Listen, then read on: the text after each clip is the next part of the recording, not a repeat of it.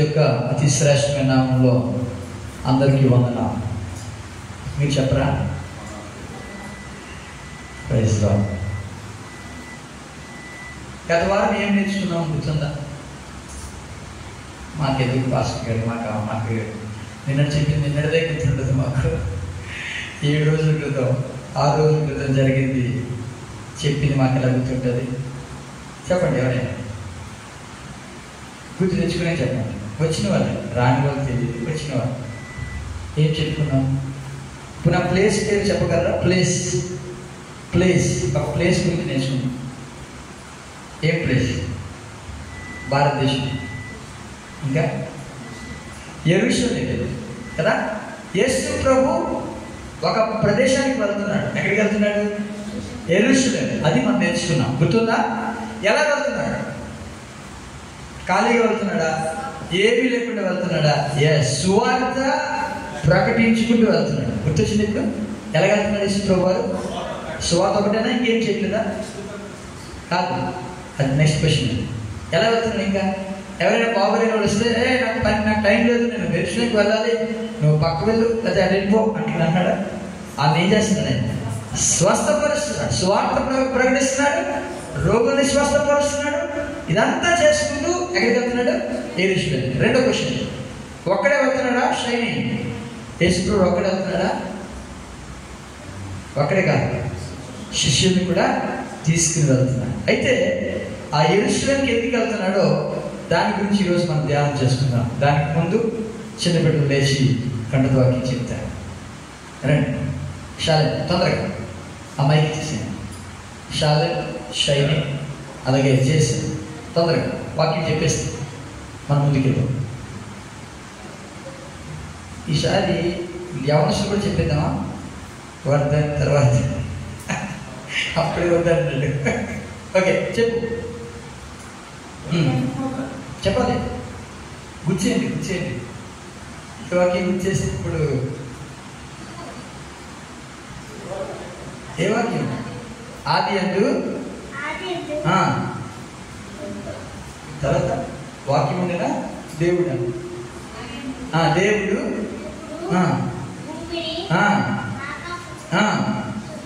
ఆమేన్. ఆది కాండము 1:1. Very good. Next shine, తొందరగా టైం లేదు, వాక్యం వెళ్ళిపోతున్నాం. నెక్స్ట్ షైని, నెక్స్ట్ చేసాను. చెప్పు. ఆది యందు దేవుడు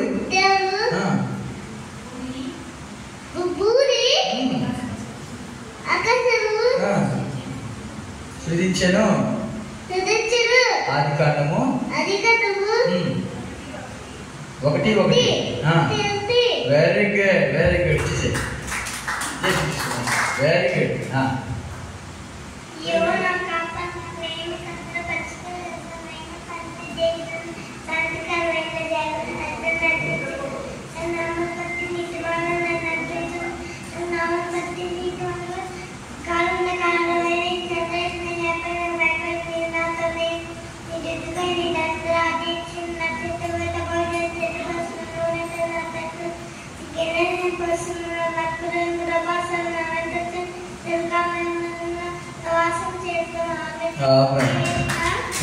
కీర్తన 23:1-6.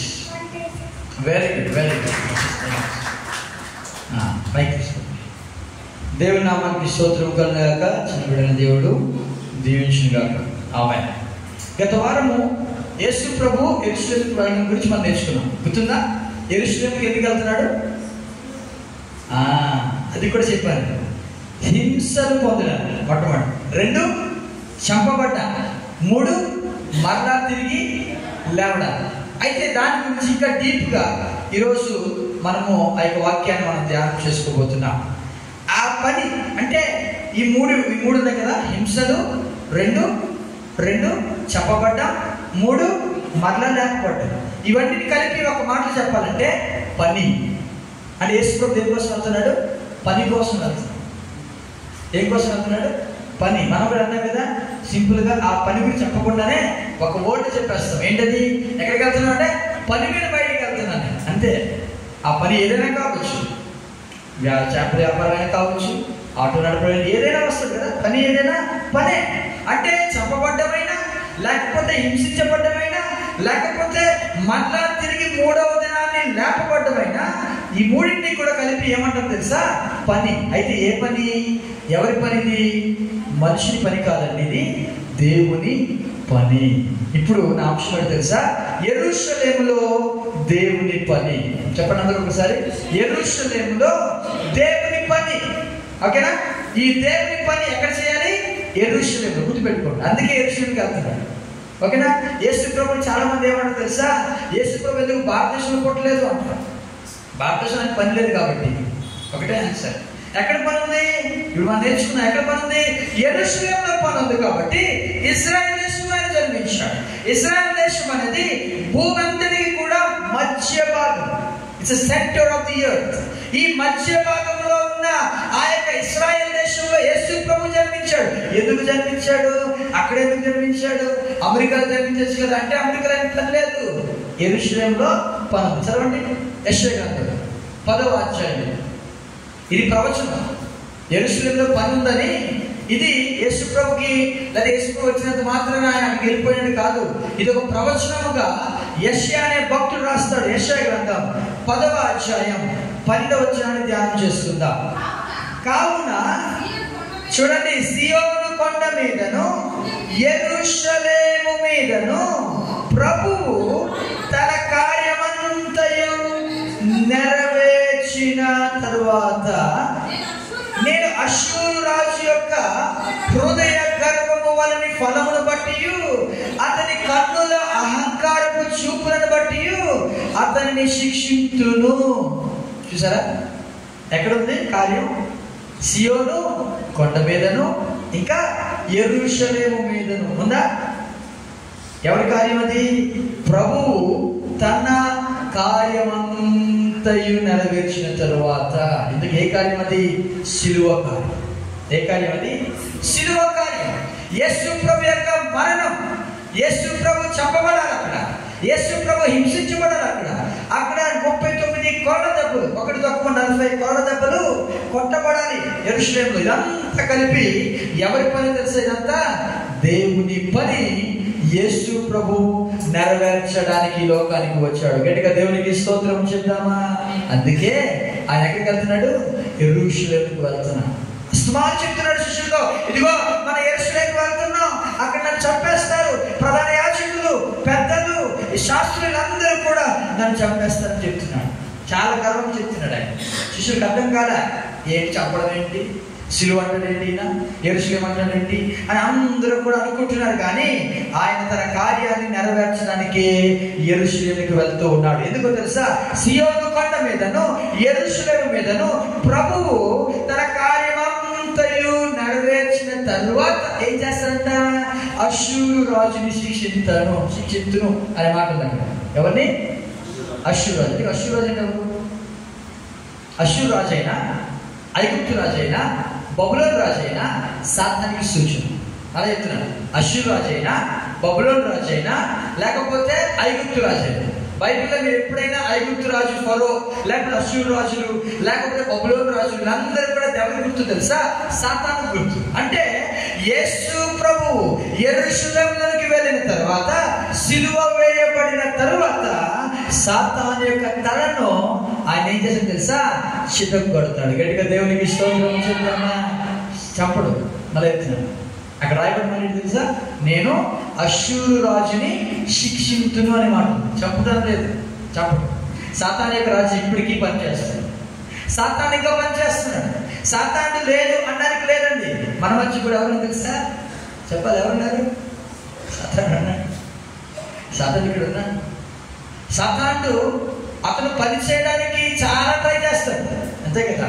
విత్తబడిన వాక్యం ఏం చేస్తారంట? కాకులు ఏం చేస్తాయి అంటే ఎక్కడున్నాయి కాకులు? బయట ఉన్నాయా? అంతే, సింపుల్ ఆన్సర్. ఇక్కడే ఉన్నాయి. మనం ఒక్కసారి కనుక దేవుని వాక్యాన్ని అజాగ్రత్తగా ఉంటే అవి వెంటనే విత్తబడిన విత్తనాలు ఏం చేస్తాయి? ఇమీడియట్ గా తీసుకుని ఎత్తుకుపోతాయి. అందుకే చాలా జాగ్రత్తగా ఉంటారు. సాతాను పనిచేస్తున్నాడు. సాతాన్ని చంపేలేదు.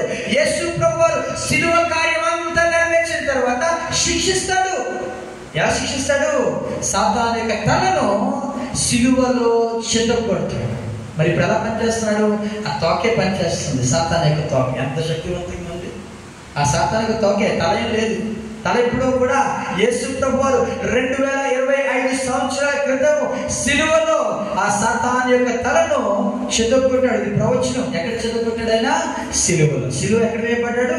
యెరూషలేము మీదను సియోను కొండ మీదను ప్రభువు తన కార్యం అంతా కూడా నెరవేర్చిన తర్వాత, ఇది దేవుని కార్యం, దేవుని పని దేవుడే చేయాలి. మనుషులు చేయగలమా? అర్థమైందా మీకు? దేవుని పని దేవుడే చేయాలి. మనుషులుగా మనల్ని వాడుకుంటాడు, ఆయన ముందుకు వెళ్తాడు. అయితే ఈ పనిలో చాలా చాలా జరుగుతాయి. ఆ విషయాల గురించి మీరు చెప్పాలని ఆశపడుతూ ఉన్నా. యెరూషలేములో దేవుని పని చేయడానికి యేసు ప్రభువారు వెళ్తున్నారు. అయితే ఈ పనిని అడ్డగించే వారు చాలా మంది ఉంటారు. ఆ విషయాల గురించి కొన్ని విషయాలు, ఒక 3 విషయాలు మీతో పంచుకోవాలని ఆశపడుతూ ఉన్నా. వినడానికి అందరికీ సిద్ధంగా ఉన్నారు? ఒకసారి 2 చేతుల పైకి ఎత్తి గట్టిగా దేవునికి స్తోత్రం చేద్దాం. హల్లెలూయా. తల చూద్దాం, చిన్న ప్రార్థన చేస్తాం. ప్రభు సహాయం అయ్యాతో మాట్లాడు. మహాపరిశుద్ధుడా, చదవబడిన ఈ లేఖన భాగాన్ని దీవించండి. మాతో మీరు మాట్లాడు. వినడానికి మా హృదయాన్ని సిద్ధపరచు, మా చెవులను తెరవచ్చు, మాకు అర్థమయ్యే రీతిలో బోధించు. యేసుక్రీస్తు నామములో ఈ ప్రార్థన అడుగుచున్నాము పరమ తండ్రి, ఆమేన్. మొట్టమొదటి పాయింట్ తెలుసా? ఇప్పుడు యేసు ప్రభువు ఎక్కడికి వెళ్తున్నారు? ఇప్పుడు చెప్పాలి. ఎక్కడికి వెళ్తున్నారు? దేవుని పని చేయడానికి. ఎక్కడికి వెళ్తున్నాడు? యెరూషలేముకు వెళ్తున్నాడు. ఎవరి పని? దేవుని పని. ఇందాక చదువుకున్నాం కదా, ప్రభువు తన కార్యం అంతా నెరవేర్చడానికి వెళ్తున్నాడు. ఇంకా నెరవేర్చలేదు, అంటే నెరవేర్చేస్తాడు. ఇప్పుడు మనం చెప్పుకుని ఈ మాటలు నెరవేర్చలేదు. ఓకే, మనం ఇంకా ఈ 2 వారాలు కూడా ధ్యానం చేసుకోవాలి. నెక్స్ట్ వీక్ కూడా ఇదే మాట ధ్యానం చేసుకుందాం. గుడ్ ఫ్రైడే అలాగే ఈస్టర్ వరకు కూడా ఒకవేళ అవి మనం ఆరాధన నడిపించుకుంటే. మొట్టమొదటి పాయింట్ ఏంటి తెలుసా? Many people blocks the work of God. చాలా మంది దేవుని పనిని అడ్డగిస్తారు. మీరు మనందరినీ కూడా దేవుడు సృజించాడు, అవునా కదా? ఎవరంతటా వారు వచ్చేదే కదా. ఎవరు సృజించారు? దేవుడు. ఎందుకు సృజించాడు? ఎస్, ఆయన పని నెరవేర్చడానికి మాత్రమే నిన్ను నిన్ను నిన్ను నిన్ను నన్ను ఆయన సృజించాడు. అంతే, ఆయన పని నెరవేర్చాడు. యేసు ప్రభు ఎందుకు వచ్చాడు? సేమ్ దేవుని పనిని నెరవేర్చడానికి ఆయన ఈ లోకంలోనికి ఆయన జన్మించాడు. ఎందుకు మీరు ఇండియాలో పుట్టి అమెరికాలో పుట్టచ్చు కదా? ఇండియాలో పుట్టదు కాబట్టి అందుకే దేవుడు ప్రచురించాడు. నవీన్ ఏమి ఎడపక్క ఎక్కడ ఆస్ట్రేలియాలో పుట్టచ్చు కదా? చాలా బాగుంటుంది దేశం. చాలాసార్లు చిన్నపిల్లలు అంటారు కదా, చిచ్చి ఇక్కడ పుట్టాను కానీ అక్కడ పుడితే ఎంత బాగున్నావు అంటారు చాలా మంది. విన్నారు ఇప్పుడు నేను మాట? ఎందుకని? అది నచ్చలేని ప్లేస్. కానీ నీకు నచ్చినా నచ్చకపోయినా దేవుడిని ఇక్కడ సృజింపనిచ్చాడంటే ఇక్కడ నీవు చేయవలసిన పని ఏదో ఉంది. అది నీకు తెలియాలంటే దేవుని యొక్క వాక్యము నీకు బోధిస్తుంది. నమ్మిన వాడు దేవునికి స్తోత్రం చెప్తాం. ఆ పని నువ్వు నెరవేర్చాలి. యేసు ప్రభువు నెరవేర్చడానికి వచ్చాడు. అందుకంటాడు, ఇదిగో నా తండ్రి చిత్తాన్ని చేయటకు నాకు చాలా సంతోషము అంటాడు. ఎందుకు తండ్రి చిత్తం ఏంటి? యెరూషలేములో చాలా, యెరూషలేములో సిలువ వేయబడ్డారు. అందుకే యేసు ప్రభు వచ్చారు. అయితే యేసు ప్రభు ఆ పని చేయకుండా చాలా మంది అడ్డుకుంటున్నారండి. మీరు అనొచ్చు, అదే పాస్టర్ గారు యేసు ప్రభు కూడా అడ్డుకుంటారా? ఎస్, చదవండి లూకాసు వార్త 9వ అధ్యాయం 53వ వచనం చదవండి. లూకాసు వార్త 9వ అధ్యాయం 53వ వచనం. ఆయన యెరూషలేమునకు వెళ్ళ అభిముఖుడైనందున వారు ఆయన చేర్చుకొనలేదు. ఎవరింటికి వాళ్ళు? పైన చదవండి 52వ వచనం.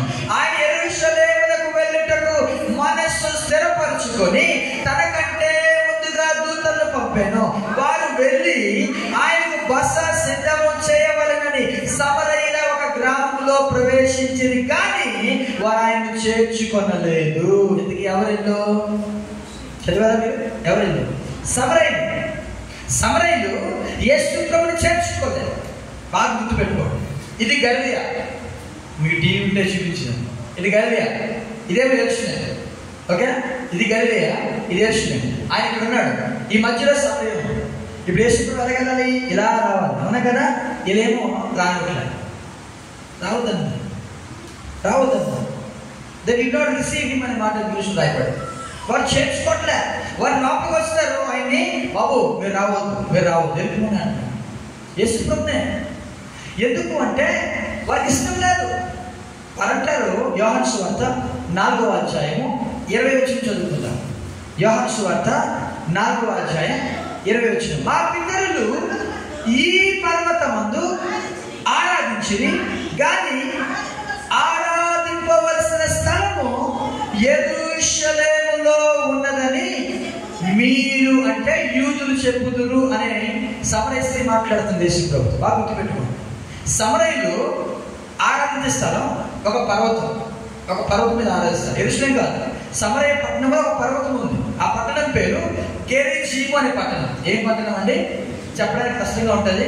విశాఖపట్నం అంటే చాలా ఈజీగా చెప్పేస్తాం, కానీ గెరిజీము అంటే కొద్దిగా కష్టం పెట్టదు. ఓకే, ఆ ప్రాంతాలు డిఫరెంట్గా ఉంటాయి. సమరయ పట్టణంలో ఒక కొండ ఉంది, ఇక్కడ కొండ ఉంది, కానీ వాళ్ళు యెరూషలేములోనే మాత్రమే ఆరాధన చేయాలి అని ఒక రూల్ ఉంది. యూదులందరూ కూడా అంటారు యెరూషలేములో దేవాలయం ఉంది, యెరూషలేముకి వెళ్ళి ఆరాధన చేయాలి. వేరేమంటారు, లేదు ఇక్కడే ఆరాధన చేద్దాం. పితరులందరూ కూడా ఎక్కడ ఆరాధన చేశారంట?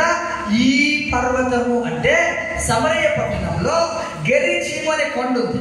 ఆ గెరిజీము అనే కొండ మీద ఆరాధన చేసేవారు. అయితే ఇప్పుడు యేసుప్రభు ఎక్కడికి వెళ్తున్నాడు? ఆ సమరయులు అడుగుతున్నారు, ఎక్కడికి?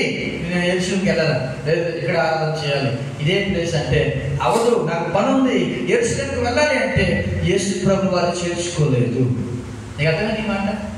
వాళ్ళు ఏమన్నారు తెలుసా? ఇండైరెక్ట్ గా, ప్రభువా ఇక్కడే ఆరాధన చేద్దాం, ఈ పర్వతంలో ఆరాధన చేద్దాం, ఎక్కడో దూరం ఉన్న యెరూషలేంకి ఎందుకు వెళ్ళాలి?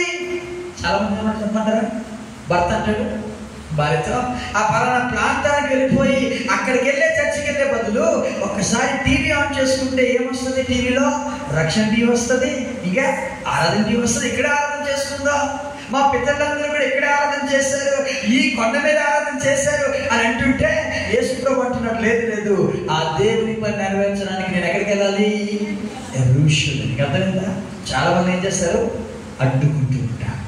Many people blocks the work of God అంటే చాలా మంది దేవుని పని అడ్డగిస్తారు. అది ఎవరైనా కావచ్చు, బయట వ్యక్తులైనా కావచ్చు, ఇంట్లోని వ్యక్తులైనా కావచ్చు, బంధువులైనా కావచ్చు, లేకపోతే భార్య అయినా కావచ్చు, భర్త అయినా కావచ్చు. నిన్ను దేవుని పని చేయనివ్వకుండా అడ్డుకుంటూనే ఉంటారండి. యేసుప్రభుని అడ్డుకున్నారు. సమరయులందరూ కూడా అడ్డేశారు. వాళ్ళందరూ కూడా అయ్యా మీరు రావడానికి వీలేదన్నారు. ఆయన ఏం తెలుసా? వేరే ప్రాంతానికి వెళ్ళిపోయాడు. వారితో గొడవ పెట్టుకోలేదు. ఆయన ఏమి కూడా వారితో వాదించలేదు. సమరయులను అడ్డగించారు. ఇంకెవరు అడ్డగించారు? మత్తయి సువార్త 16వ అధ్యాయం 22 చదువు. మత్తయి సువార్త 16వ అధ్యాయం 22. ఒక వ్యక్తి అడ్డగిస్తున్నాడు. పేతురు ఆయన చేయి పట్టుకొని, ప్రభువా అది నీకు దూరమగుగాక, అది నీకెన్నడను కలుగదని ఆయన గద్దింపసాగాను. యేసుప్రభు ఏమో చెప్పడం ప్రారంభించాడు, మన యెరూషలేంకి వెళ్తున్నా, యెరూషలేంలో నన్ను చంపేస్తారు, నన్ను హింసిస్తారు, నేను మళ్ళా 3వ దినం లేస్తాను అని చెప్పడం ప్రారంభించిన తక్షణమే యేసుప్రభుగా చేయి పట్టుకున్నాడు. ఎలాగా చెయ్యమో ఇలా పట్టుకున్నాడు, కానీ తెలుగులో చేయి పట్టుకుని రాయబడింది, కానీ ఇంగ్లీష్లో అయితే పక్కకు తీసుకెళ్ళిపోయాడు. ఆ శిష్యులందరూ ఉన్నారు కదా, వాళ్ళ నుండి కొంత దూరంగా తీసుకెళ్ళిపోయి ఇక్కడ మాట్లాడతారు, ఏంటి ప్రభువా యెరూషలేం అంటావేంటి, యెరూషలేంలో చావు అంటావేంటి, యెరూషలేంలో పునరుద్ధానం అనే మాట ఎప్పుడు వెళ్ళలేదేమో, ఏంటలా మాట్లాడుతున్నావు అని ఆయన గద్దించడం మొదలుపెట్టాడు. తిడుతున్నాడు, ఇంకా గట్టిగా వాయిస్ రైజ్ చేస్తున్నాడు. ఏంటి ప్రభువా యెరూషలేం అంటావేంటి, అది నీకు ఏమన్నాడు కలగదు అంటున్నాడు, అది నీకు దూరం అవుతాక అంటే ఏం చేస్తున్నాడు? దేవుడి పని ఏం చేస్తున్నాడు? అడ్డగిస్తూ ఉన్నాడు. బాగా గుర్తుపెట్టుకోండి. పేతురు కూడా అడ్డగిస్తున్నాడు, వెళ్ళవట్లే, వద్దు ప్రభు అంటున్నాడు. యేసు ప్రభు అన్నాడు, సతానా నా వెనుకకు పోము, నువ్వు దేవుని యొక్క కార్యములకు చాలా వ్యతిరేకంగా ఉన్నావని దేవుడు యేసు ప్రభు పేతురుని గద్దించినట్టుగా మనం చూస్తున్నాం. ఇదే కాదు, రెండోసారి కూడా గద్దించాడు యేసు ప్రభు. ఎలాగో తెలుసా? చదవండి లూకా సువార్తలో 9వ అధ్యాయము. లూకా సువార్తలోనే 9వ అధ్యాయంలో చదవండి ఒకసారి. 33వ వచనం చదవండి. 33వ వచనం. ఆ ఇద్దరు పురుషులు ఆయన ఎదురుని వెళ్ళిపోతుండగా పేతురు యేసుతో, ఎల్లవాడా మన ఇక్కడ ఉండటం మంచిది, నీకొకటి మోషేకొకటి ఏలియాకొకటి 3 పర్ణశాలలు మేము కట్టుదుమని తాను చెప్పినది తాను ఎరుగకయే చెప్పాను. అంటే తను ఏం చెప్తున్నాడో తనకే తెలియదు. చాలాసార్లు మనం కూడా అలాగే మాట్లాడతాం. భర్త అర్థగిస్తున్నాడంటే అతను ఏం చెప్తున్నాడో అదండి, అది ఒక్కటే గుర్తుపెట్టుకోవాలి. తను ఏం చెప్తున్నాడో తెలియట్లే. ఏమన్నాడు తెలుసా? అయ్యా మనం ఇక్కడే ఉండిపోదాం అన్నాడు. యేసు ప్రభు 3 శిష్యులు తీసుకెళ్ళాడు కొండ మీదకి, తాబోరు కొండ, లేకపోతే ట్రాన్స్ఫిగరేషన్ అంటారు, అంటే రూపాంతరపు కొండ. ఆ కొండ మీద తీసుకెళ్ళిన తర్వాత వారు పడుకుని పోతున్నారు. శిష్యులు ఎక్కడున్నా పడుకుని పోతున్నారు. ఓకే, బాగా ఆ కొండకేసారేమో. ఆ కొండకి వెంటనే ఏమొచ్చింది? వాళ్ళకి అలసట వచ్చింది. అలసట మీద ఏమొచ్చింది? నిద్ర వచ్చేసింది. వాళ్ళు నిద్రపోతున్నారు. యేసు ప్రభు ప్రార్థన చేసుకున్నారు. ఆయన ప్రార్థన చేసుకుంటే సూర్యుని వలె ఆయన ఒక చర్మం ప్రకాశించింది. ఆయన ప్రార్థన చేసుకోవడం మొదలు పెట్టాడు. వీళ్ళేమో నిద్రపోతున్నారు. ఇంతలో 2 వ్యక్తులు దిగారు. యేసు ప్రభుతో మాట్లాడుతున్నారు. ఎవరెవరు? మోషే ఒకడు, ఏలియా ఒకడు. వారు మాట్లాడుతున్నారు. వారు వెళ్ళిపోతున్న టైంలో వీళ్ళు చూశారు. వీళ్ళు ఎవరు? పేతురు, యోహాను, యాకోబు చూశారు. రాయబడింది కదా, చూసారా? 32 చూసామండి. 32 పేతురును అతనిలో కూడా ఉన్నవారును నిద్రమత్తుగా ఉండిరి. వారు మేలుకొనినప్పుడు ఆయన మహిమను ఆయనతో కూడా నిలిచిన 2 పురుషులను చూచిరి. చూశారు, నేత్రాలతో చూశారు. మోషే చూశారు, ఏలియా చూశారు. వారు వెళ్ళిపోతారు. ఇంకా వారు వెళ్ళిపోయిన తర్వాత అంటున్నారు, ఇప్పుడు వేసుకొని పిలిచి, అయ్యా మనం ఇక్కడ వెళ్ళిపోదామా? ఏం పేతురు ఏమైంది అంటే, నీకు ఒక పర్ణశాల కడతాను ప్రభువా. పర్ణశాల అంటే ఏంటి? పర్ణశాల ఈ చూడండి, ఇశ్రాయేల్ దేశంలో ఒక పండుగ ఉంటుంది, పర్ణశాల పండుగ అంటారు. వారి ఇంట్లో నుండి బయటకు వచ్చేసి ఒక ప్లేస్లో గుడారాలు వేసుకుని ఆ గుడారాలు 7 రోజులు అక్కడే ఉండిపోవాలి. 7 రోజులు అక్కడే ఉండిపోవాలి. ఇంకెక్కడికి వెళ్ళడానికి వీళ్ళు. పర్ణశాల పండుగ అంటారు. అక్కడే ఉండిపోవాలి. 7 రోజులు కూడా అక్కడే ఉండిపోవాలి. అలాంటి ఒక పర్ణశాల కడతాము, ఇక్కడే ఉండిపోదాం. ఇక జీవితాన్ని ఇక్కడే ఉండిపోదాం, ఎక్కడికి వెళ్ళొద్దు. నీకు ఒక పర్ణశాల కడతాను, మోషేకి ఒక పర్ణశాల కడతాను, ఏలియా ఒక పర్ణశాల కడతాను. అంటే అర్థమేంటి తెలుసా? యెరూషలేములో ఉన్న దేవుని పని కోసం వెళ్ళొద్దు, ఇక్కడే ఉండిపోదాం. ఈ రోజుల్లో అనేక మంది క్రైస్తవులు ఎలా ఉన్నారు తెలుసా? వారు అక్కడే ఉండడానికి ఇష్టపడుతున్నారు. దేవుడు వారి కోసం సిద్ధపరిచిన పని చేయడానికి ముందుకు సాగిపోవాలి. దేవునికి స్తోత్రం చెప్తామా? వీళ్ళు వెళ్ళట్లే, యేసు ప్రభు వెళ్ళట్లే. పేతురు అన్నాడయ్యా అడ్డేస్తున్నారు. పేతురు ఎవరు? యేసు ప్రభు యొక్క చాలా దగ్గర శిష్యుడు. ఒకే ఒక ఫస్ట్ అంటే యేసు ప్రభుకి శిష్యుల్లో ఎవరైనా మాట్లాడతారంటే ఇతనే. ఎవరు తెలుసా? పేతురు. ఎవరితోనైనా మాట్లాడగలరు, ఎలాంటి వ్యక్తులతోనైనా మాట్లాడగలరు. చాలా బలమైన వ్యక్తి పేతురు. చాలా దుడుకు పేతురు అంట. ఎందుకో తెలుసా? చాలా స్పీడ్గా మాట్లాడేస్తాడు, తొందరపడి మాట్లాడేస్తాడు, ఏం చెప్తానని ఎరుగకయే కూడా మాట్లాడేస్తాడు. ఇక్కడ మాట్లాడినాడు, తాను చెప్పినది తాను ఎరుగకయే మాట్లాడడం మొదలు పెట్టాడు. అప్పుడు ఏం జరిగింది? 34 వచ్చిన అతను ఈలాగ మాట్లాడుచుండగా మేఘం ఒకటి వచ్చి వారిని కమ్మాను. వారు ఆ మేఘములో ప్రవేశించినప్పుడు శిష్యులు భయపడి 35 వచ్చిన ఈయనే ఏర్పరచుకున్న కుమారుడు, ఈయన మాట వినుడి అనే ఒక శబ్దము ఆ మేఘంలో పుట్టాను. నువ్వు మాట్లాడదు పేతురు, ఈయన మాట్లాడితే ఆ మాట విను. ఎందుకు తెలుసా? పేతురు యేసు ప్రభుని, మోషేని, ఏలియాని ఒక్క సమానంగా ఉంచేస్తాడు. చెప్పండి, యేసు ప్రభు మోషే ఒకడేనా? యేసు ప్రభు ఏలియా ఒకడేనా? యేసు ప్రభు మహాదేవుడు అండి. మోషే ఎవరు? దేవుని ఇల్లంతటిలో జస్ట్ నమ్మకమైన వాడు అంతే, మనలాంటి మోషే అంతే. ఏలియా ఎవరు? ఒక వ్యక్తి అంటాడు, ఏలియా మన వంటి స్వభావం గల మనుషులే. యేసు ప్రభు ఎవరు? ఆయన దేవుడు, ఆయన సర్వాధికారి, ఆయన పూజారుడు. మోషేని, ఏలియాని, యేసు ప్రభుని ఒకే త్రాటి మీద ఉంచుతున్నాడు ఈ పేతురు. ఎంత మరి అది ఎలాగంటారంటే ఇంకా ఎలా మాట్లాడుతున్నాడు చూడండి ఒకసారి. యేసు ప్రభు ఏమో ఇంత స్థాయిలో ఉండాలి, మోషే ఇక్కడ ఉండాలి. ఇప్పుడేం చేస్తున్నాడు? యేసు ప్రభుతో పాటే 3 ఉంచుతున్నాడు. యేసు ప్రభు అంట, మోషే అంట, నీకు ఒక పర్ణశాల ప్రభు, మోషే గారు ఒక పర్ణశాల, ఇంకెవరికి?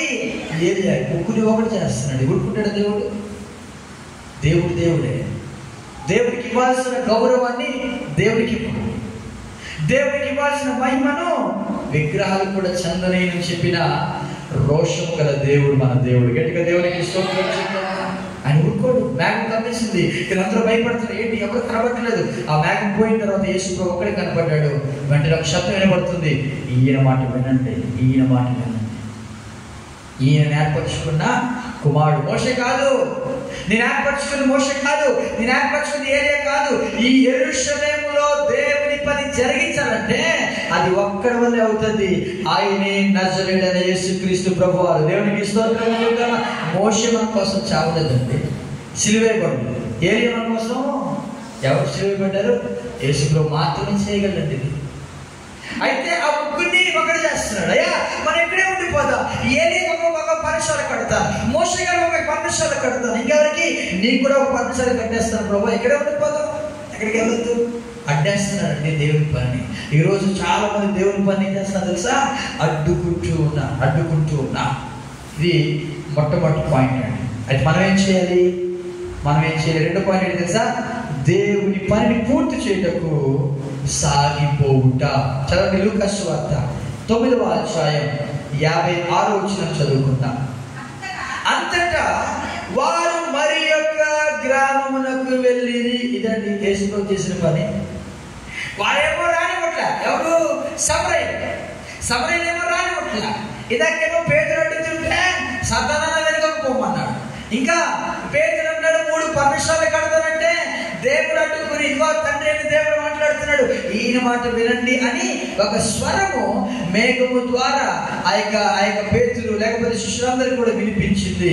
ఇప్పుడేమో సమరయులు కూడా ఏమన్నారు? అయ్యా మా గ్రామంలోకి రావద్దు. నువ్వు యెరూషలేముకి వెళ్ళాలనుకున్నావా? అవును అన్నాడు యేసయ్య. అయితే మా దగ్గరికి రావద్దు. మేము ఆరాధించుకునే ఆరాధన స్థలము ఈ పర్వతం ఉంది, గెరిజీం అనే పర్వతం ఉంది, యెరూషలేములో కాదు అని అంటుంటే, లేదు నాకు యెరూషలేములో దేవుని పని ఉందంటే, దేవుని పని వద్దు, మా దగ్గర రావద్దు మీరు. యేసు ప్రభు వారితో పోరాడాడు. వెళ్ళి ఎందుకే అన్నది రావద్దున్నాం, నేను ఏం కీడు చేశాను అనలేదండి. వాళ్ళని ఏం మాట్లాడలే, వాళ్ళని తిట్టలేదు, వాళ్ళేమి కూడా అనలేదు. నన్నే ఆపుతారా మీరు? నేను ఎవరిని అనుకుంటారు? మీరు ఒక మాట చెప్తే ఎంతమంది వస్తారంట? 12 సేనా వ్యూహంలో వచ్చేస్తాయి. ఒక్క దేవుడిని పిలిస్తే 1,70,000 మంది చంపేస్తారు, నేను చంపలేనా అని యేసు ప్రభు ఏం మాట్లాడలేదు. ఆయన చాలా మౌనంగా ఉన్నాడు. ఈ మౌనాన్ని చూసిన ఇద్దరు శిష్యులు ఏం చేశారు తెలుసా? చదవండి ఒకసారి. 54 వచ్చి చదవండి ఒకసారి. శిష్యులైన యాకోబును యోహాను అది చూచి, ప్రభువా ఆకాశములోని అగ్ని దిగి వీరిని నాశనం చేయనట్లు మేము ఆజ్ఞాపించడానికి ఇష్టమా అని అడుగగా ఆయన వారి తట్టు తిరిగి వారిని గద్దించాను. ఏమడుగుతున్నారు చూసారా? ఇప్పుడు ఏం చేద్దాం అనుకున్నారు? బూడి చేద్దాం అనుకున్నారు. సొదొమ పట్టణము, గొమొర్రా పట్టణం ఎలా అయిపోయాయి? గంధకములంతా కూడా వాటి మీద పడి ఎలా అయిపోయింది? పట్టణాలు భస్మం అయిపోయిన రీతిగా మమ్మల్ని చేయమంటావా? ఇంకా అంటున్నారు. వాళ్ళ కింద నాకు మాట ఉంటుంది, మీరు 3 అనే ఫుట్ నోట్ ఉంది అక్కడ 55వ వచనంలో, నాశనము చేయనట్లు అనే మాటకి 3 అనే అంకె ఉంది చూసారా? అనేక ప్రాచీన ప్రజలలో ఏలియా చేసినట్లు అంటున్నాడు. ఏలియా చేశారు గుర్తుందా? ఒకరోజు ఏలియా దగ్గరికి ఒక రాజు 50 మందిని పంపిస్తాడు. ఎంతమందిని? 50 మందిని. 50 మంది మీద ఒక అధిపతిని పంపిస్తాడు. అంటే 51 మంది పంపిస్తాడు. వాళ్ళందరూ వెళ్ళిన తర్వాత వాళ్ళు ఏరియా కొండ మీద ఉంటాడు, కర్మేలు అనే కొండ మీద ఉంటాడు. ఆ కొండ మీద ఉన్నప్పుడు ఈ 50 మందిని కూడా కొండ కింద పెట్టేసి ఆ ఒక్క అధిపతి కొండ ఎక్కి ఏరియా దగ్గరికి వెళ్ళి, దైవజనుడా రాజుగారు త్వరగా రమ్మంటానంటాడు.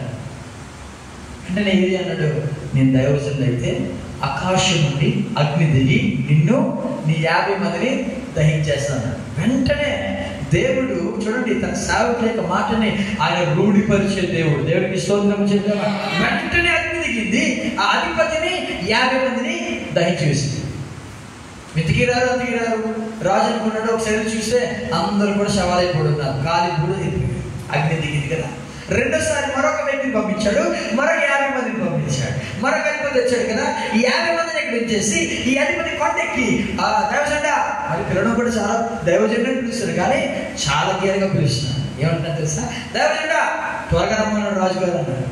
నేను దైవజెండ అయితే అగ్ని ఆకర్షణ దిగి నిన్ను నీ 50 మందిని దహించుగా.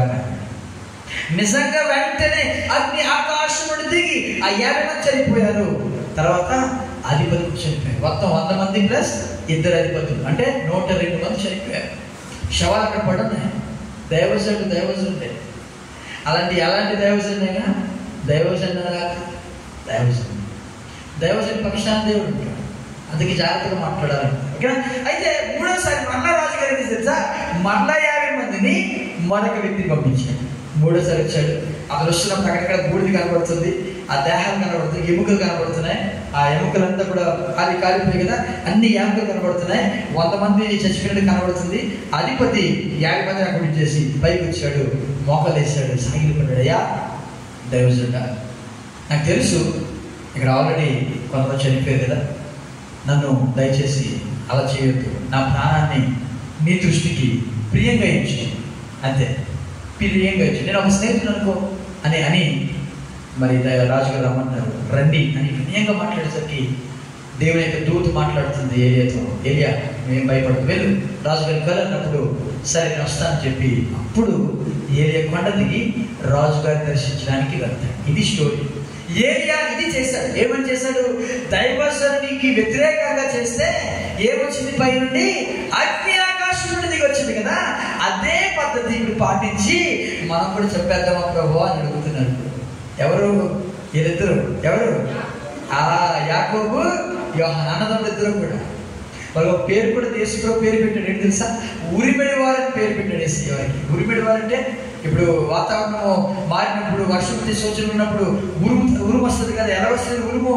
పెద్దగా వస్తుంది కదా. అలాంటి వీళ్ళందరూ కూడా పెద్దగా మాట్లాడతారు.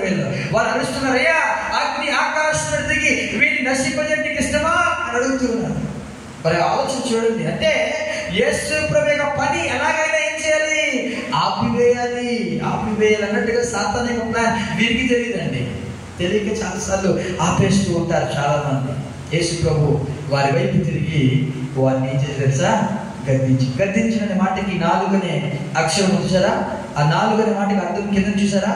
కొన్ని ప్రాచీన ప్రజలలో మీరు ఎట్టి ఆత్మ గలవారు మీరెరుగరు, మనుష్య కుమారుడు మనుష్యుల ఆత్మను రక్షించుటకే గాని నశింపజేయుటకు రాలేదు. ఇదండి దేవుని పని. దేవుడు తన ప్రియ కుమారుని లోకానికి ఎందుకు పంపించాడు తెలుసా? తన కుమారుని ద్వారా రక్షణ పొందుటకే దేవుడు పంపించాడు తప్ప ఆయన ఉగ్రత పాలకుడికి పంపించలేదు, నాశనం చేయడానికి పంపించలేదు. ఆయన ఏం మాట్లాడలేదు. ఎందుకయ్యా అని అడుగుకుంటున్నారు? నాకు వేరే పని ఉంది, ఏమీ అనలేదు. వేరే మార్గంలో ఇక్కడ ఉన్నాడు కదా, చూడండి, ఇక్కడ ఇది గలిలయ ప్రాంతం, ఇది సమరయ ప్రాంతం, ఇది యెరూషలేము కదా. ఇక్కడ నుండి ఇలా వచ్చాడు, ఇలా రానివ్వలేదు, ఇలా చుట్టూ వెళ్ళి మరలా ఈ ప్రదేశానికి వచ్చాడు, చుట్టూ తిరిగి వచ్చాడు. ఆయన అలసిపోలేదు. ఆయన చాలా చాలా పరిచయం చేశాడు. ఆయన ఎవరితో కూడా వాదన పెట్టుకోలేదు. ఆయన తన పనిని తాను చేసుకుంటూ వెళ్ళిపోయాడు. యెరూషలేముకే వెళ్ళాడు. యెరూషలేములో దేవుని పని నెరవేర్చడానికి వచ్చాడు. సో మొట్టమొదటి పాయింట్ ఏంటి? అనేకులు అడ్డుకుంటారు, అనేకులు అడ్డుతారు, దేవుని పని చేయకుండా అడ్డుతారు. సమరయ యేసుప్రభుని అంటారు, పేతురు యేసుప్రభుని అంటాడు. తర్వాత యోహాను, యాకోబు కూడా యేసుప్రభుని ఏం చేసి తెలుసా? అడ్డుకుంటూ ఉన్నాడు. అయితే యేసుప్రభు వారు వారిని గద్దించాడు, వారిని బలపరిచాడు. వారిని చెప్పుకుంటూ అరే ఇలా కాదయ్యా అలా కాదయ్యా అని చెప్పుకుంటూ మెల్లగా వేరే గ్రామంలోనికి ఆయన తీసుకుని వెళ్ళిపోయాడండి. అంతటా వారు మరి ఒక గ్రామమునకు వెళ్ళి, ఇది మనం చేయవలసిన పని. దేవుడు మనకి ఇచ్చిన పని ఏం చేయాలి తెలుసా? పూర్తి చేయడానికి సాగిపోవాలి తప్ప ఆగిపోవడానికి వీల్లేదు. యేసుప్రభు అక్కడ కూర్చుని అసలు ఎందుకు వెళ్ళాను రానివ్వట్లే, ఏమైంది, వీరికి ఏ తప్పు చేశాను, నేను వీరికి ఏ లోటు చేశాను, అనేక మందిని స్వస్థపరిచాను కదా, వీళ్ళు చాలా మంది రోగులు ఉంటే స్వస్థపరిచాను కదా, చాలా మంది దయ్యాలు పట్టిన వాళ్ళు ఉంటే వాటిని కూడా వెళ్ళగొట్టాను కదా, ఎందుకు నన్ను రానివ్వలేదు అని ప్రక్కన కూర్చుని ఇక్కడ ఆయన చేయి పెట్టుకుని ఆయన ఏది కూడా ఆలోచన చేయలేదండి. ఆయన సాగిపోయాడు. మనం కూడా ఏం చేయాలి తెలుసా? సాగిపోవాలి, భయపడకూడదు. కష్టాలు వచ్చినప్పుడు ఎవరైనా దేవుని యొక్క కార్యాన్ని ఆపుతూ ఉంటే దేవుడు చూసుకుంటాడు వాళ్ళని. మనం ఏం చేయాలి? వేరే మార్గం, ఇది అవ్వటం లేదా మరి ఒక మార్గం, ఇది అవ్వటం లేదా. దేవుడు ఒక మాట అంటే తెలుసా? ద్వారము మూయబెడితే ఆయన కిటికీని ఓపెన్ చేస్తాడండి. కిటికీలు మూయబడితే వెంటనే ఆ వెంటిలేషన్ డోర్ కూడా ఓపెన్ చేయగలడు ఆయన. అవి కూడా మూసివేస్తే ఎరుకో గోడని బద్దలు కొట్టినట్లుగా దేవుడు బద్దలు కొట్టి ఆయన మార్గాన్ని సరళం చేస్తాడు. గట్టిగా దేవునికి స్తోత్రం చెప్తామా? మనం ఏం చేయాలి? సాగిపోవాలి. ఆగిపోయారు ఇశ్రాయేలు అందరూ కూడా. అయ్యా, వెనకలేమో 600 రథాలతో కూడిన ఐగుప్తులు వస్తున్నారు, ముందేమో ఎర్ర సముద్రం ఉంది. మొరపెడుతున్నారు. మోషే కూడా మొరపెడుతుంటే దేవుడు అన్నాడు, ఎవయ్యా మోషే మొరపెడుతున్నావండి, సాగిపో. ఎలా సాగిపోయి ప్రభువా? ముందేమో ఏముంది ఇక్కడ? ఎర్ర సముద్రం. ఏంటి ఎలాగా అని దేవుడు అడుగుతుంటే, నీ కర్ర చూపించయ్యా, నీ కర్ర చూపించు, అంతే సాగిపో అన్నాడు. కర్ర చూపించాడు. ఆ ఎర్ర సముద్రము 2 పాయలుగా దేవుడు చేశాడు. వారు సాగిపోయారు. ఆగిపోవడానికి వీలు. దేవుడు తన పనిని ఆయన జరిగించుకుంటాడు. 3వది కూడా చెప్పి నేను ముగిస్తాను. యేసు ప్రభు ఎందుకు వెళ్తున్నాడు? దేవుడి పని చేయడానికి. చాలా మంది ఏం చేస్తున్నారు? అడ్డుకుంటున్నారు. ఆయన యేసు ప్రభు ఏం చేశాడు? ఆ పనిని చేయడానికి సాగిపోయాడు. ఆ పని ఏంటో ఇప్పుడు నేను 3వ విషయం తెలియజేస్తాను. 3వ విషయం తెలుసా? యెరూషలేములో బలమైన దేవుని పని. యెరూషలేములో బలమైన దేవుని పని. బలమైన పని అండి. ఇది చిన్న పని కాదు. దేవుడు మనకి ఇచ్చిన ఏ పని అయినా కూడా అది బలమైన పనే, అభిషేకించబడిన పని. దేవునికి స్తోత్రము చెప్తామా? లూకా సువార్త 9వ అధ్యాయం 31వ వచనం చదువుకుంటా. వారు మహిమతో అగపడి ఆయన యెరూషలేములో నెరవేర్చబోవు నిర్గమమును గూర్చి మాట్లాడుచుండేది. చాలండి, ఈ మాటను మనం ధ్యానం చేసుకుందాం. ఆ బలమైన పని ఏంటి తెలుసా? యెరూషలేములో నెరవేర్చబోయే నిర్గమకాండం. విన్నారా మీరు? నిర్గమకాండం అంటే ఏంటి? అదేనండి, ఫస్ట్ 2వ బుక్ ఆదికాండం తర్వాత వస్తుంది కదా నిర్గమకాండం. అది నిర్గమకాండం. నిర్గమ అంటే ఏంటి? మీనింగ్ ఏంటి? నిర్గమం వెళ్ళదా? నిష్క్రమణ. తెలుగు పదాలు చాలా కష్టంగా ఉంటాయి కదా. నిష్క్రమణ వెళ్ళదా? నిష్క్రమించాడు అంటాం కదా. వెళ్ళదా? నిష్క్రమించాడంటే వెళ్ళిపోయాడు అంటాం, బయటకు వెళ్ళిపోయాడు. నిర్గమం అన్న వెళ్ళిపోట. ఐగుప్తు దేశంలో ఇశ్రాయేలు ప్రజలు ఎన్ని సంవత్సరాలు ఉన్నారు? 430 సంవత్సరాలు. ఇప్పుడు వారు అక్కడ నుండి ఎక్కడికి వెళ్తున్నారు? కనాన్ దేశానికి బయటికి వెళ్ళిపోతున్నారు. ఇది బయటికి అంటే ఐగుప్తులో నుండి బయటికి రావడాన్ని నిర్గమము అంటారు. అదే పేరు పెట్టారు, నిర్గమ కాండము. అది దాని అర్థం. నీకు అర్థమైంది? ఇప్పుడు నిర్గమం అంటే ఏంటి? ఇంగ్లీష్లో ఎక్సోడస్ అంటారు. ఎక్స్ అనే మాటకి అర్థము. ఎక్స్ అంటే ఈఎక్స్ కాదు, ఈఎక్స్. ఇది కాదు, క్రాస్ కాదు. ఈ అనే అక్షరము, ఎక్స్ అనే అక్షరం. EXODUS. ఎక్స్ అనే మాటకి అర్థము అవుట్ ఆఫ్, బయటికి అంటారు. ఓడస్ అనే మాట అర్థము బయటికి వెళ్ళిపోవడం. ఇంకా చెప్పాలంటే స్పీడ్గా వెళ్ళిపోవడం. ఓడోమీటర్ విన్నారా? ఓడోమీటర్ కానీ స్పీడోమీటర్ కానీ. స్పీడోమీటర్ అంటే ఏంటి? బైక్లో ఇది ముందున ఉంటుంది కదా, ఇలాగ ఉంటుంది. ఒక నీడిల్ ఉంటుంది, అంకెలు ఉంటాయి. 30 స్పీడ్. ఎంత స్పీడ్ వెళ్తావు? ఎంత స్పీడ్ వెళ్తావు? 80 స్పీడా ఉంటుంది. తెలుసా మీకు? తెలుసది 0 ఉంటుంది, 20 స్కూటీలో కూడా ఉంటుంది. 0 120 వరకు ఉంటుంది కదా స్పీడ్. దాన్ని ఏమంటాం మనం? స్పీడో అంటాం కదా. ఆ ఓడో అనే అక్షరమే ఓడస్. ఎక్సోడస్ అంటే బయటికి స్పీడ్గా వెళ్ళిపోవాలి. అది మెల్లగా కాదు. ఈ పని, ఈ దేవుని పని అనేది మెల్లగా చేయడం కాదు, సోమరిగా చేయడం కాదు, స్పీడ్గా చేయాలి. అందుకే దేవుడు మోషతో ఏమని తెలుసా? మీరు పస్కా బలిని తినే విధానం ఎలా తెలుసా? చదవండి ఒకసారి. ఆ మాట చెప్పి ముందుకు వద్దాం. నిర్గమకాండం ఈ మాట త్వరపడుచు దాన్ని గుర్తొచ్చిందా మీకు? నిర్గమకాండం 12వ అధ్యాయం 11వ వచనం చదవండి. 11వ వచనం. మీరు దాన్ని తెరవలసిన విధమేనగా మీ నడుము కట్టుకోవాలి, మీ చెప్పులు తొడుక్కోవాలి, మీ కర్రలు చేతులు పట్టుకోవాలి, త్వరపడచ్చు దాన్ని తినవలెను, అది యెహోవాకు పస్కా బలి. చూసారా? ఎక్సోడస్ అంటే స్పీడ్గా బయటకు వెళ్ళిపోవాలి. ఇది దేవుని ప్లాన్. స్పీడ్గా మెల్లగా వెళ్ళడం కాదు. ఇది దేవుని యొక్క సన్నిధిలో దేవుని యొక్క పని చేయడానికి ఎలా ఉండాలి? మనము స్పీడ్గా ఉండాలండి. ఇది దేవుడు కోరేది. ఎలా చేయమన్నాడు దేవుడు? నడుము కట్టుకోమన్నాడు, 2 చెప్పులు వేసుకోమన్నాడు. చూడు, మనం తిన్నప్పుడు ఏం చేస్తాము? బెల్ట్ ఉంటే మా బాబు అప్పుడప్పుడు ప్యాంట్ ఎప్పుడు ఆ ప్యాంట్ బెల్ట్ వేసుకుని అలా తినేస్తాడు. ఆ బెల్ట్కి కడుపు నొక్కిపోతూ ఉంటుంది. తింటాడు కానీ వెళ్తుందా సరిగ్గా వెళ్ళదు. ఆ మమ్మీ వచ్చి రే బెల్ట్ తీయండి, బెల్ట్ తీస్తాం. ఒకరు చెప్పులు వేసుకుంటే చెప్పులు బయట పెట్టాం కదా. కానీ దేవుడు 2 వేసుకోమన్నాడు, బెల్ట్ పెట్టుకోమన్నాడు. ఇప్పుడు చెప్పానని చెప్పి మా బాబు నవ్వుతున్నాడు. ఇంటికి వెళ్ళిన తర్వాత మా డాడీ చెప్పాడు, ఇప్పుడు బెల్ట్ పెట్టుకోండి. దేవుడు ఇశ్రాయేలు ప్రజలతో మాట్లాడుతున్నాడు తెలుసా? నడుము కట్టుకోమన్నాడు, 2 చెప్పులు వేసుకోమన్నాడు, 3 కర్ర పట్టుకోమన్నాడు. ఒక చేత కర్ర పట్టుకున్నాడు, ఇంకో చేత చేసి అలా పట్టుకుని తింటూ ఉన్నాడు. ఎలా తినో తెలుసా? త్వరపడుచు నిలబడే ఉండాలి, దాన్ని త్వరగా తినేయాలి, తినేసి బయటకు వెళ్ళిపోవాలి, అంతే. ఇదే పని. ఇది ఎక్సోడస్, నిర్గమం అంట. యేసు ప్రభు యొక్క పని కూడా అంతే. యేసు ప్రభు దేవుడి పని చేసినప్పుడు ఎలా చేసింది తెలుసా? త్వరగా అయిపోయింది పని. నైట్ అప్పగించారు, శుక్రవారము యేసు ప్రభు సిలువ వేశారు, టకటగా పని అయిపోయింది. 40 కళ్ళ దెబ్బలు తిన్నాడు, ఆయన శరీరం అంతా రక్తసిద్ధం అయిపోయింది. త్వరగా ఆ సిలువను మోసుకెళ్తున్నాడు. మధ్యలో కూలబడిపోతే అయినా కూడా జాలి తలచకుండా ఆ సిలువను మరొకటి మీద పెట్టి, అతని పేరు సీమోను, కురేనీయుడైన సీమోను మీద పెట్టి త్వరగా తీసుకువెళ్ళారు. త్వరగా ఆయన చేతుల్లో ఆ మేకులు దింపేశారు. ఆయన ఆ యొక్క సిలువ మీద వేలాడదీశాడు. 3 గంటల్లో ఆయన త్వరగా చనిపోయాడు. ఆయన పాతి పెట్టేశారు. 3వ దినానికెల్లా ఆయన త్వరగా ఆయన తిరిగి లేచాడు. దేవుడికి స్తోత్రం చేద్దాం. ఇదేనండి నిర్గమం అంటే.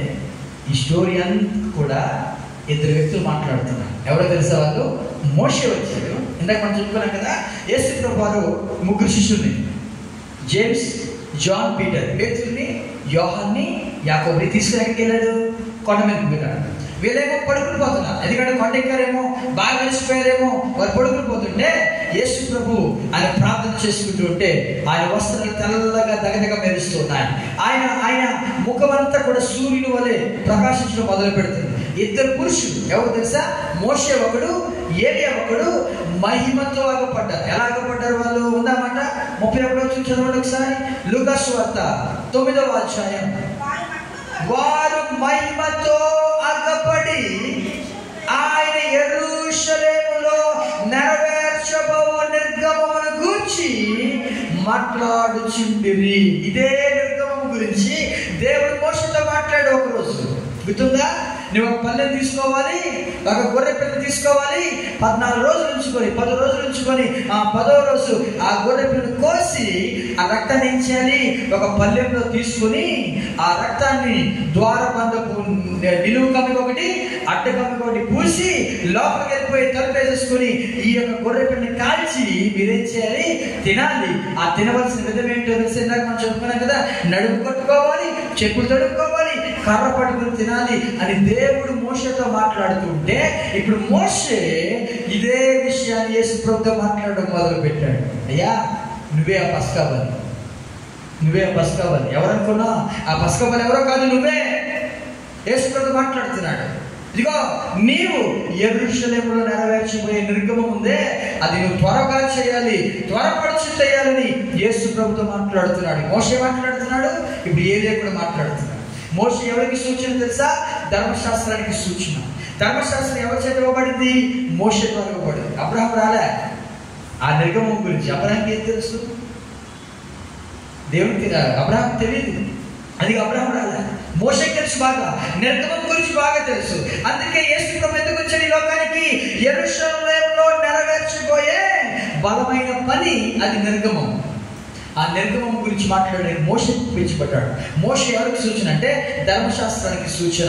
ధర్మశాస్త్రం అంటే దేవుడు పాత నిబంధన గ్రంథాన్ని, అంటే 10 ఆజ్ఞలని, తర్వాత చాలా ఆజ్ఞల్ని దేవుడు మోషే ద్వారా ఇశ్రాయేలుకి ఇచ్చాడు.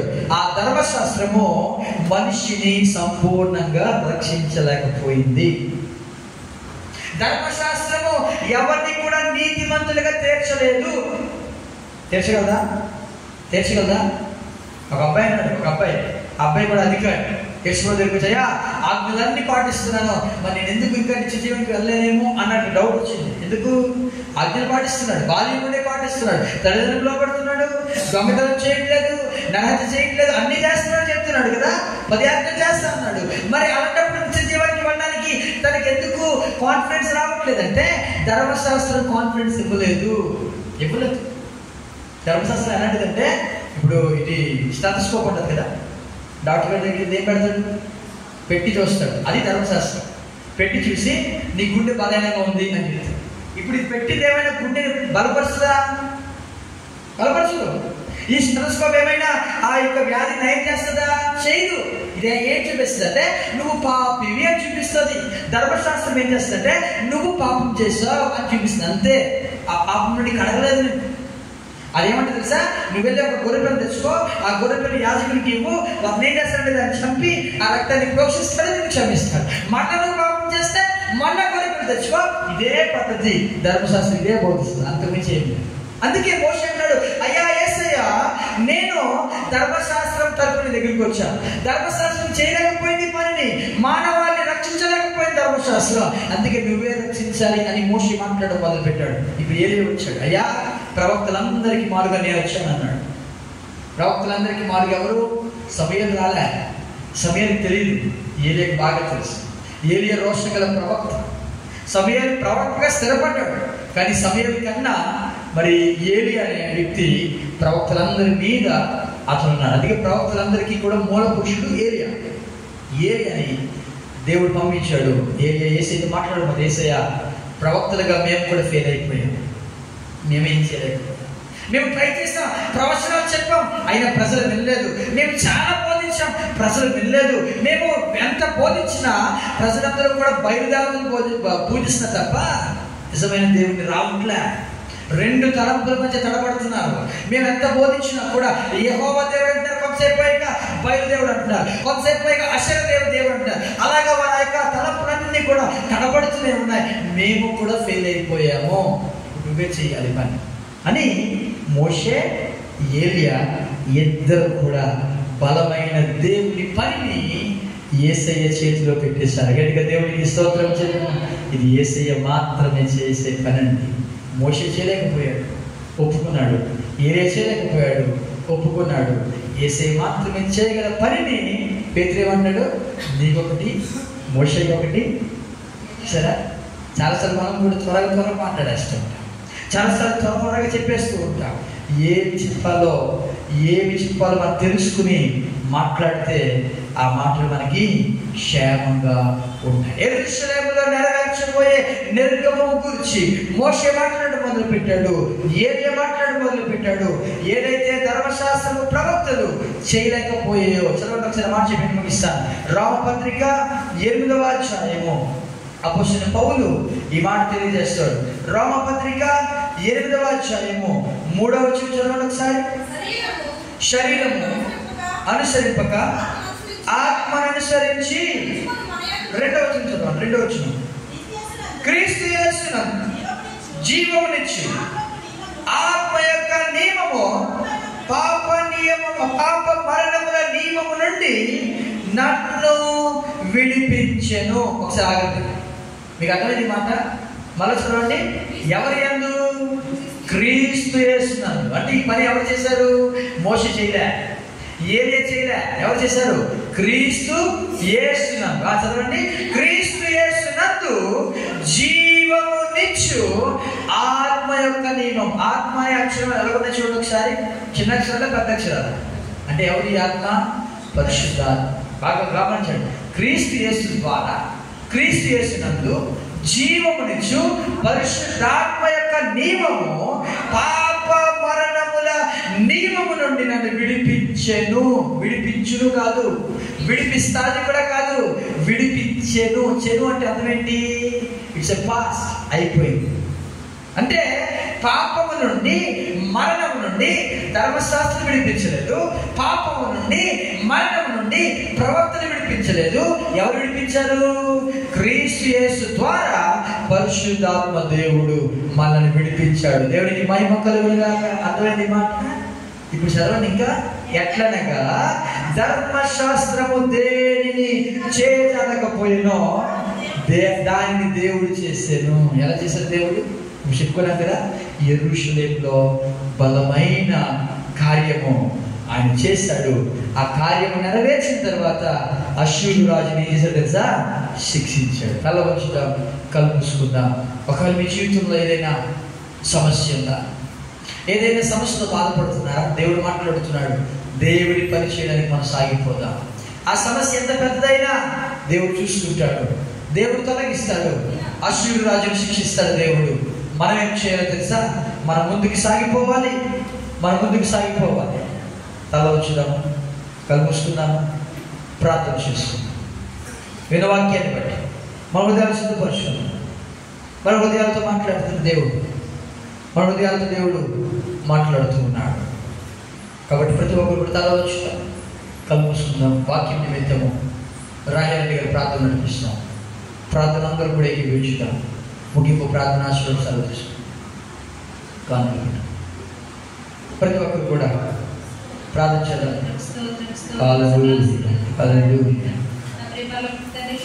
Thank you, Jesus.